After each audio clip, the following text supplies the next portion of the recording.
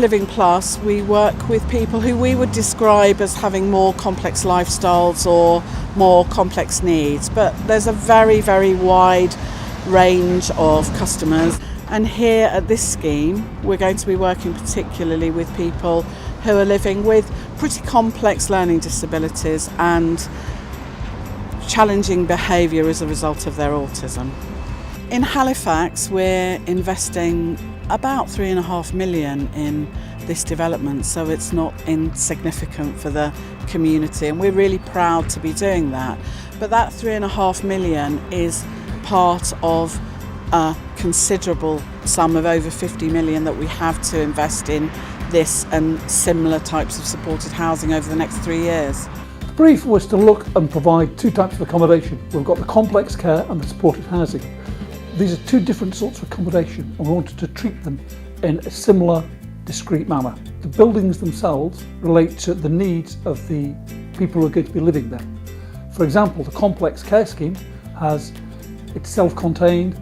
It allows people to go there to develop their skills, to develop their life experience. The supported living, which is different again, is for independent people, and the idea there was to give them high quality accommodation like any of us may live in, to enable them to develop as people and to be able to operate individually.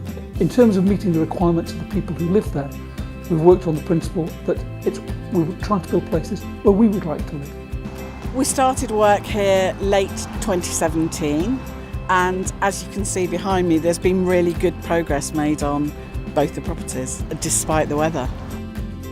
The complex care building, from this you can see we've tried to break down the mass of it to make it non-institutional. We've taken a double pitch roof to allow it to look like 2 rows of cottages or 2 rows of terraces, rather than one enormous institutional building. The supported living building has, again, two gabled roofs, and the purpose of this is to keep the mass of it down and to relate to the terrace properties that surround it. What we have here on this view is a view from the kitchen inside one of the apartments, looking through to the living space. You'll see from it we're trying to get large windows in to get daylight in, to allow a light and airy feeling, and allow people views out as well. These are modern apartments, and that's how we wanted to treat them. In addition to the investment that Living Plus are making in these properties for people of Halifax, we're also very proud that by working with Lifeways, we are developing a significant number of jobs for people who are interested in healthcare and support to people with complex needs.